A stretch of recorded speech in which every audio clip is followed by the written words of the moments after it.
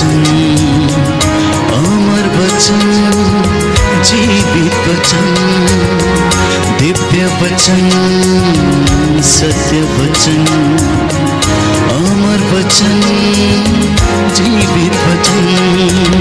साई दा बामा बनी दा बामा बगरे जनी रे जनी रे जनी रे जनी रे सा।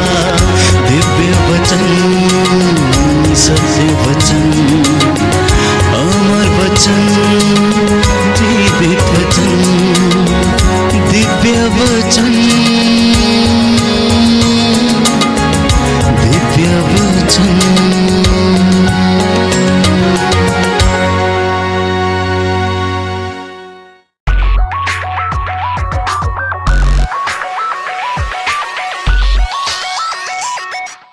सबको जय यीशु की।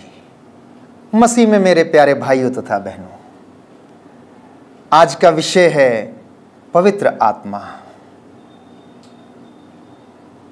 पवित्र बाइबल पवित्र आत्मा के विषय में अनेक प्रकार के विवरण हमें देती है, परंतु पवित्र आत्मा को समझना तब तक कठिन है जब तक कि स्वयं पिता ईश्वर उसे समझने में हमारी सहायता ना करे। इसलिए मैं आपके लिए संत योहन के सुसमाचार अध्याय 14 पद संख्या 15 और उससे आगे पढ़ूंगा। यदि तुम मुझे प्यार करोगे तो मेरी आज्ञाओं का पालन करोगे। मैं पिता से प्रार्थना करूंगा और वह तुम्हें एक दूसरा सहायक प्रदान करेगा जो सदा तुम्हारे साथ रहेगा।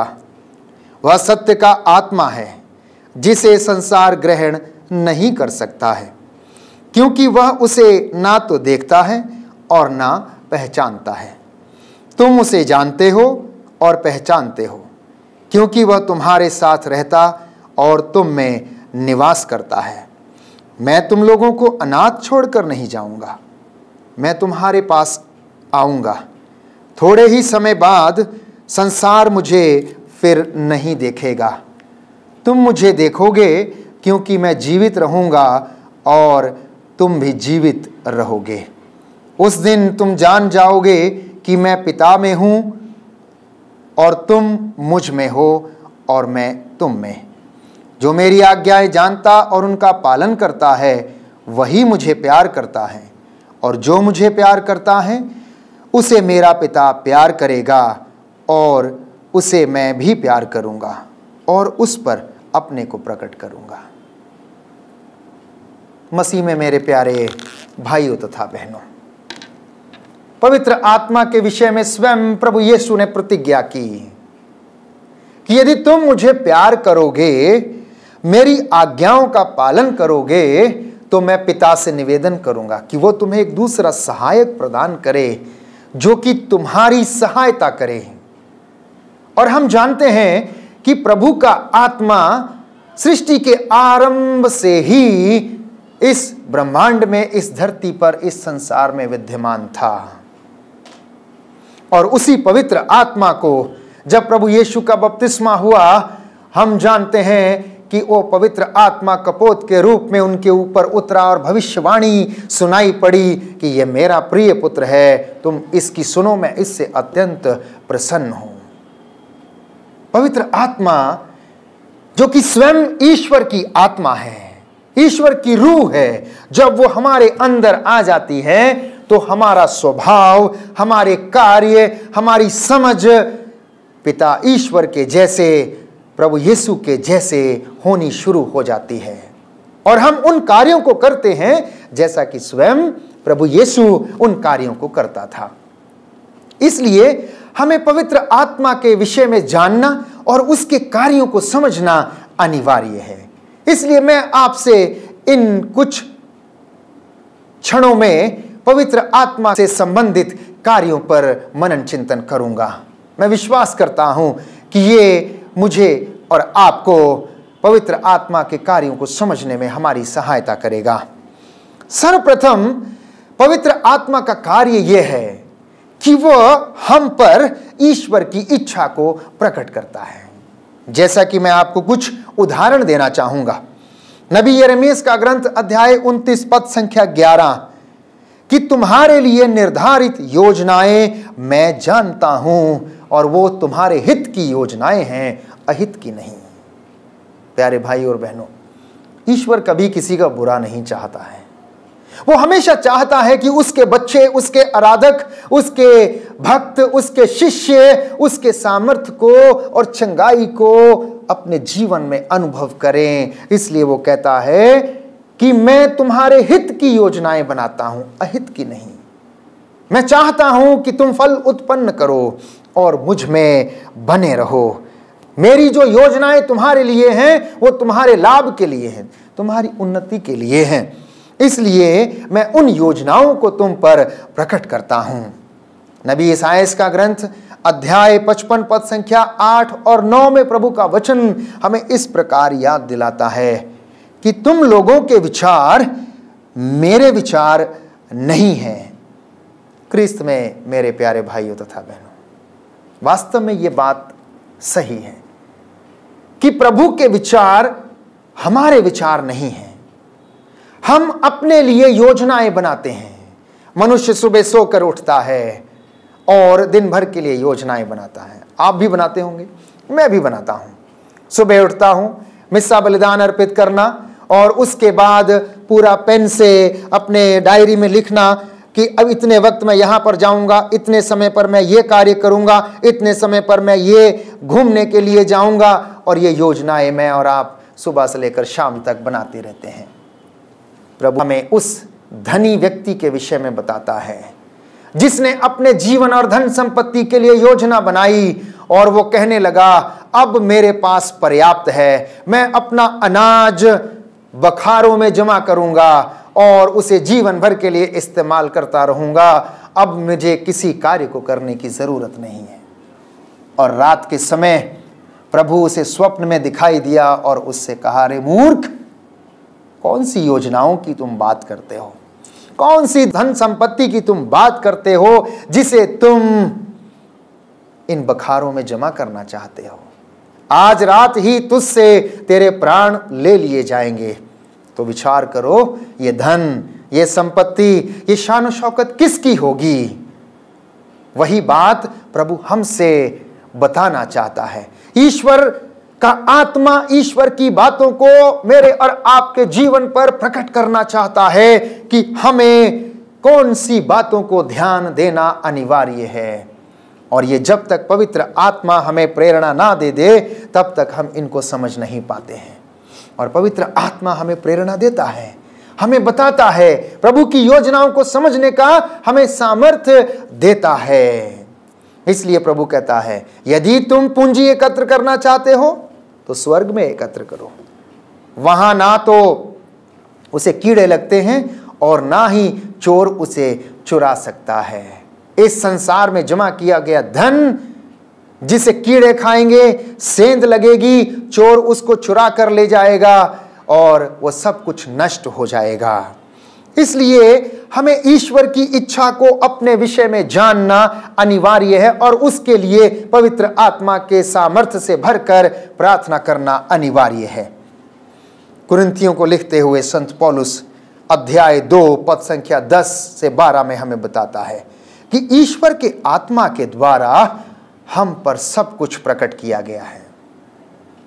हाँ मेरे भाइयों और बहनों, ईश्वर का आत्मा हम पर उन सारी बातों को प्रकट करता है जो हमारे जीवन में घटित होने वाली हैं। एक उसका उदाहरण मैं आपको देता हूं। नबी दानियल के ग्रंथ में हम पढ़ते हैं अध्याय 4 पद संख्या 6 में कि पवित्र आत्मा से भरकर नबी दानियल राजा नबूकदनेस्सर के महल में कार्य करता है और उसके स्वप्नों का उल्लेख करता है, व्याख्या करता है। जब राजा नबूकदनेस्सर नबी दानियल के इस सामर्थ्य और उसकी इस असाधारण प्रज्ञा को देखता है और उसे जानने का प्रयास करता है तो वो एक ही बात उससे कहता है कि दानियल, मैं जानता हूं कि तुम पर ईश्वर का आत्मा हमेशा छाया रहता है, तुम में उस सच्चे ईश्वर का आत्मा निवास करता है जिसकी तुम आराधना करते हो, जिसकी तुम स्तुति करते हो, और वो सारे रहस्य तुम पर प्रकट करता है। नबी दानियल एक असाधारण मनुष्य था। पवित्र आत्मा उसके अंदर कूट कूट कर भरा हुआ था। पवित्र आत्मा के सामर्थ्य से वो परिपूर्ण था। इसलिए राजा नबूकदनेस्सर के हर एक स्वप्न का अर्थ वो सच्चाई के साथ उसको बताता था। और राजा नबूकदनेस्सर इस बात से प्रभावित हुआ। उन्होंने बहुत सारे प्रयास किए ताकि नबी दानियल को, हनन्याह को, मिशाएल को, अजरिया को उनके विश्वास से भटका सके, लेकिन उन्होंने इस काम के लिए हामी नहीं भरी। उन्होंने इस काम को करने से इनकार कर दिया और उनसे कहा कि हम अपने सच्चे ईश्वर की आराधना के सिवा और दूसरा कार्य नहीं कर सकते हैं। और हम जानते हैं कि पवित्र आत्मा नबी दानियल के जरिए, हनन्याह, अजरिया और मिशाएल के जरिए उन बहुत सारे लोगों के जीवन में उदाहरण बन गए, सच्चे भक्त और सच्चे ईश्वर के भक्त बन गए।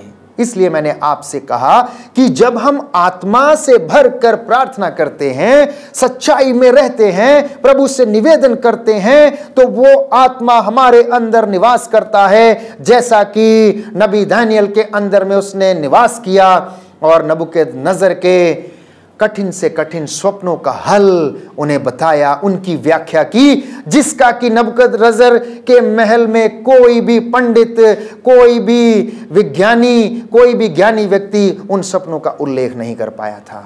इसलिए इस बात को प्रभु कहता है नबी दानियल के द्वारा कि मैं जानता हूं कि तुम में ईश्वर की शक्ति अर्थात आत्मा निवास करता है और तुम सारे रहस्यों को समझते हो और मुझे बताते हो।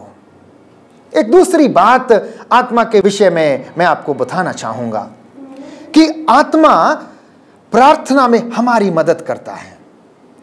प्रभु इस बात को भली भांति स्पष्ट करता है कि जब तक पवित्र आत्मा हमारी सहायता ना करे, तुम में से कोई भी यह नहीं कह सकता कि यीशु मसीह ही प्रभु है। जब तक पवित्र आत्मा इस बात को ना हमें समझाए, क्योंकि जब वो पवित्र आत्मा मेरे और आपके ऊपर आता है और हम पवित्र आत्मा से भर जाते हैं, तो हम खुद ब खुद उस पवित्र आत्मा के सामर्थ्य के द्वारा प्रभु के वचनों को समझने लगते हैं। क्यों? क्योंकि प्रभु का वचन संत पौलुस कुरिन्थियों को लिखते हुए हमें इस बात को बताता है कि प्रभु पवित्र आत्मा का वरदान, अन्य भाषाएं बोलने का वरदान, लोगों को चंगा करने का वरदान, लोगों को सामर्थ्य देने का वरदान वो हमें प्रदान करता है। तो आत्मा प्रार्थना में हमारी मदद करता है। रोमियो को लिखते हुए संत पौलुस अध्याय 8 पद संख्या 26 और 27 में हमें बताता है कि आत्मा दुर्बलता में हमारी सहायता करता है। हम इस वचन को किस तरह से समझेंगे कि आत्मा दुर्बलता में हमारी सहायता कैसे कर सकता है? अर्धांग रोगी के विषय में आप लोगों ने सुना है, जिसे प्रभु ने चंगा किया था। अब मैं आपको बताना चाहूंगा कि अर्धांग रोगी अपने आप में बिल्कुल असमर्थ था चलने फिरने के लिए। वो उठ भी नहीं सकता था, वो खाट पर पड़ा रहता था। लेकिन अब देखिए, पवित्र आत्मा से जब हम प्रार्थना करते हैं तो वो किस तरह से उन 4 व्यक्तियों को प्रेरणा देता है कि उठो और जाओ, उस अर्धांग रोगी की खाट उठाओ और प्रभु यीशु जो चंगा करता है उसके सामने उसको ले जाओ। यदि पवित्र आत्मा उन 4 मनुष्यों को यह समझ ना देता, उन पर यह सामर्थ्य प्रकट ना करता, तो मैं नहीं समझता हूं कि वे उस अर्धांग रोगी को चंगाई दिला सकते थे।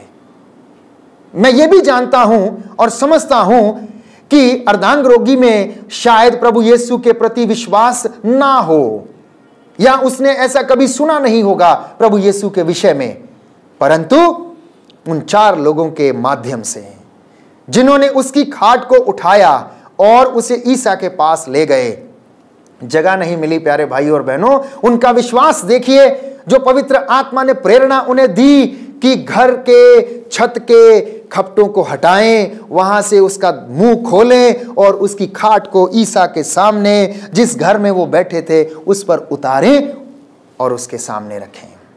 देखिए, ईश्वर की इच्छा उस व्यक्ति के लिए जो अर्धांग रोगी था, प्रभु के लिए यह जरूरी था कि वो चंगा हो जाए, लोगों के बीच में ईश्वर की महिमा प्रकट हो जाए। ये 4 व्यक्ति उसे उठाकर लेकर जाते हैं। ये 4 लोगों पर ईश्वर की इच्छा को आत्मा ने प्रकट किया कि ईश्वर चाहता है कि ये अर्धांग रोगी जो चल फिर नहीं सकता, वो चले, वो फिरे, प्रभु में विश्वास करे और प्रभु की बातों पर विश्वास करे, प्रभु के वचन के सामर्थ्य के द्वारा उसके जीवन में उसकी महिमा हो जाए। ये कैसे पवित्र आत्मा दुर्बलता में हमारी सहायता करता है। एफेसियों को लिखते हुए संत पौलुस अध्याय 6 पद संख्या 18 में हमसे कहता है कि आप हर समय आत्मा में सब प्रकार की प्रार्थना करें और निवेदन करें, जिससे कि ईश्वर की इच्छा और सामर्थ्य आपके जीवन में पूरा हो जाए। और जब हम ऐसा करते हैं तो पवित्र आत्मा बोलने में हमारी सहायता करता है, हमारी मदद करता है। तीसरी बात जो कि मैं आत्मा के विषय में, उसके कार्यों के विषय में आपसे बताना चाहता हूं कि आत्मा बोलने में भी हमारी मदद करता है। उसका एक उदाहरण मैं आपको देना चाहूंगा। मूसा की संहिता में लिखा गया था, यदि कोई व्यभिचार करे तो उसको पत्थरों से मार दिया जाए, उसे समाज से बाहर निकाल दिया जाए।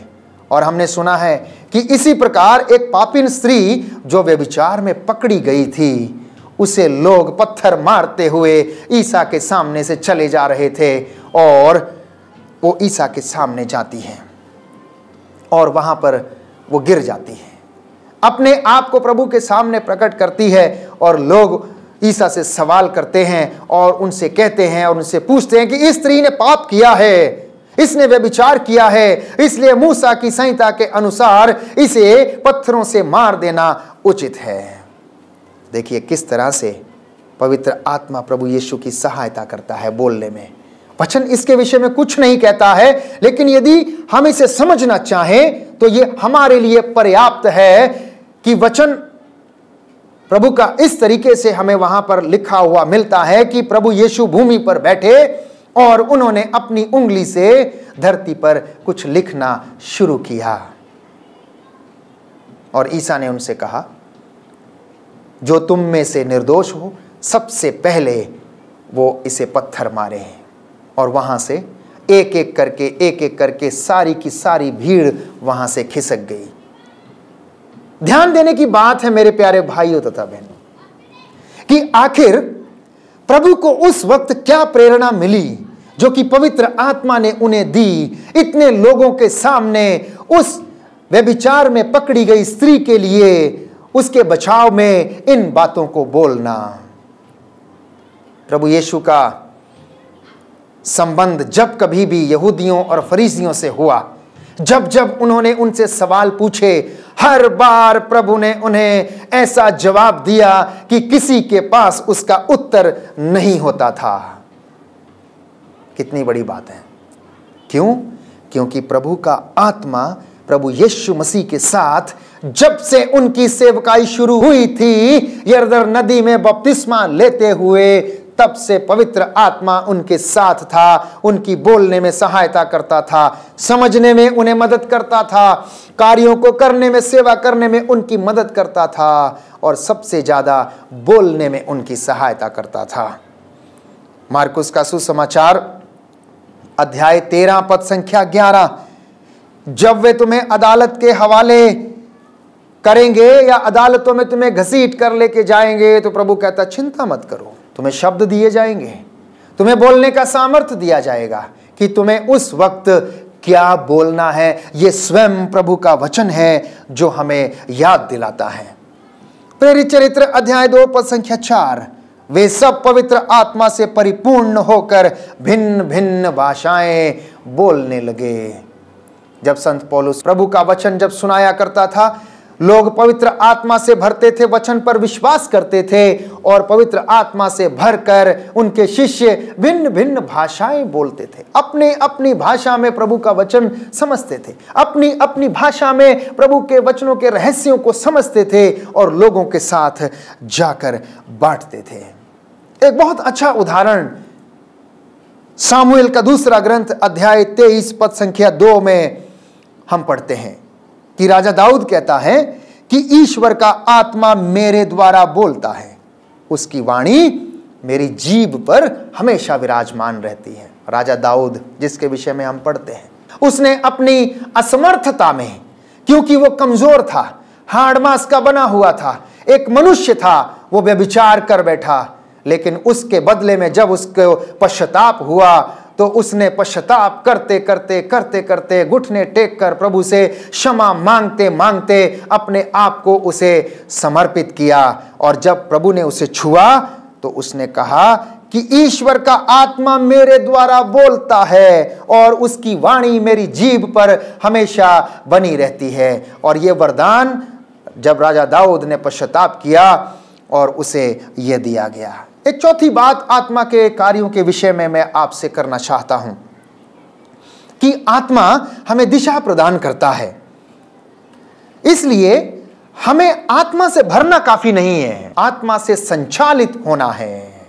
हमें प्रार्थना करनी है कि हे प्रभु, मुझे आत्मा के सामर्थ्य से ना केवल भर, परंतु उसके द्वारा मुझे संचालित कर और मुझे चला। गलातियों को लिखते हुए संत पौलुस अध्याय 5 पद संख्या 16 में हमसे कहता है कि आपका जीवन आत्मा के द्वारा संचालित होना चाहिए। प्रेरितों का कार्यकलाप वास्तव में पवित्र आत्मा का कार्यकलाप है। प्यारे भाई और बहनों, अब मैं इस बात को आपके समक्ष स्पष्ट करना चाहता हूं कि जब प्रभु यीशु ने शिष्यों को दर्शन दिया, पेंतेकोस्त के दिन पवित्र आत्मा को उनके ऊपर फूंक कर कहा कि पवित्र आत्मा को ग्रहण करो, तुम्हें शांति मिले, तो वो पवित्र आत्मा से भर गए। और जब वो भर गए तो उसको उन्होंने अपने तक सीमित नहीं रखा, वो पवित्र आत्मा से संचालित होकर कार्य करने लगे।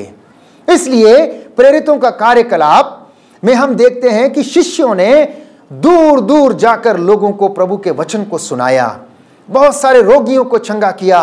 पेतरुस ने अर्धांग रोगियों को चंगा किया। प्रेरितों का कार्यकलाप इस विषय में साक्ष्य देता है। वास्तव में प्रेरित चरित्र पवित्र आत्मा का कार्यकलाप है जो कि शिष्यों के द्वारा लोगों के जीवन में संपन्न हुआ। इसलिए पवित्र आत्मा से भरकर शिष्यों ने उन सारे कार्यों को किया जिन कार्यों को स्वयं प्रभु यीशु किया करता था। अब आप पूछेंगे कि मुझे कैसे पता लगेगा कि मेरे जीवन में पवित्र आत्मा है या नहीं। इसके मैं आपको उदाहरण देना चाहता हूं। गलातियों को लिखते हुए संत पौलुस अध्याय 5 पद संख्या 22 में हमसे कहता है कि यदि किसी व्यक्ति को यह जानना है कि पवित्र आत्मा उनके जीवन में है या नहीं, तो इस वचन को पढ़े कि पवित्र आत्मा के फल प्रेम, आनंद, शांति, सहनशीलता, मिलनसारिता, दयालुता, ईमानदारी, सौम्यता और संयम। यदि ये बातें और ये फल मेरे और आपके जीवन में नहीं है तो शायद हमारे जीवन में पवित्र आत्मा की उपस्थिति नहीं है। यदि कोई बीज बोया जाता है तो उस बीज का फल हमें मिलता है, और यदि पवित्र आत्मा का बीज या सामर्थ्य हमारे जीवन में बोया जाता है तो पवित्र आत्मा के फल क्रिस्त में मेरे प्यारे भाइयों तथा बहनों होना अनिवार्य है। और वो फल में जैसे मैंने आपको बताया, संत पौलुस बताता है कि यदि पवित्र आत्मा आता है तो हमारे जीवन में प्रेम आना अनिवार्य है, सहनशीलता आना अनिवार्य है, दयालुता आना अनिवार्य है, ईमानदारी आना अनिवार्य है, सौम्यता आना अनिवार्य है, संयम आना अनिवार्य है। यह है पवित्र आत्मा के पहचान जो फलों के रूप में मेरे जीवन में चरित्रार्थ होती है। पवित्र आत्मा हमें वरदान देता है। संत पौलुस इस बात को भी स्पष्ट करता है कुरिन्थियों को लिखते हुए पहले पत्र में अध्याय 12 पद संख्या 1 से 11 में कि पवित्र आत्मा हमें वरदान देता है। कौन कौन से वरदान है? प्रज्ञा का वरदान, ज्ञान का वरदान, विश्वास का वरदान, चमत्कार दिखाने का वरदान, अन्य भाषाएं बोलने का वरदान, प्रभु के वचन की व्याख्या करने का वरदान, जो है वो पवित्र आत्मा मुझे और आपको देता है। और जब हम ऐसा करने में समर्थ होते हैं तो जान लीजिए प्यारे भाइयों और बहनों कि पवित्र आत्मा हमसे दूर नहीं, मेरे जीवन में वो विद्यमान है। और इस बात को अंगीकार करना अनिवार्य है। जब हम इस बात पर विश्वास करते और उसे अंगीकार करते हैं, दूसरों को बताते हैं, तो पवित्र आत्मा का सामर्थ्य हमारे जीवन में उपस्थित रहता है। अनेक नाम पवित्र आत्मा को दिए गए हैं। रोमियो को लिखते हुए संत पौलुस अध्याय 8 पद संख्या 9 में कहता है कि वो ईश्वर का आत्मा है। उसी वचन में वो हमें बताता है संत पौलुस कि वो क्रिस्त का आत्मा है, वो पिता का आत्मा है, वो सत्य का आत्मा है और वो प्रभु का आत्मा है जो मेरे और आपके जीवन में कार्य करता है। इसलिए हम इन बातों को समझें कि प्रभु का आत्मा ईश्वर की इच्छा को हमारे ऊपर प्रकट करता है। वो हमें दिशा प्रदान करता है, वो बोलने में हमारी सहायता करता है। और पवित्र आत्मा यदि मेरे और आपके जीवन में है तो इसका प्रमाण ये है कि पवित्र आत्मा के फल मेरे और आपके जीवन में फलवंत होने चाहिए और हमें पता लगेगा कि हमारे जीवन में पवित्र आत्मा विद्यमान है। आइए हम प्रार्थना करेंगे। मेरे भाई और बहनों, हमने प्रभु का वचन सुना है, पवित्र आत्मा के विषय पर मनन चिंतन किया है। पवित्र आत्मा के कार्य जो मैंने संक्षिप्त रूप से आपसे बताए हैं कि पवित्र आत्मा हमें दिशा प्रदान करता है, ईश्वर की इच्छा हम पर प्रकट करता है, बोलने में हमारी सहायता करता है। हम इस विशेष वरदान के लिए प्रार्थना करें कि प्रभु इसमें हमारी सहायता करे। जितने भी लोग निराश हैं, जितने भी लोग टूट चुके हैं, जितने भी लोगों का जीवन बिखर गया है, प्रभु ने सामर्थ्य प्रदान करे और ईश्वर के वरदान और फल हमारे जीवन में फलवंत बनाए। और इसी प्रार्थना के साथ आज के वचन पर मनन चिंतन करते हुए हम पूरा दिन व्यतीत करेंगे। इसलिए प्रभु की आशीष हम इस विशेष कृपा के लिए मांगें। मैं तो टूटा हूँ, मुझको जोड़ने तू आजा, हे पावन आत्मा, मुझको तेरी जरूरत है, हे पावन आत्मा, मुझको तेरी जरूरत है, हे पावन आत्मा।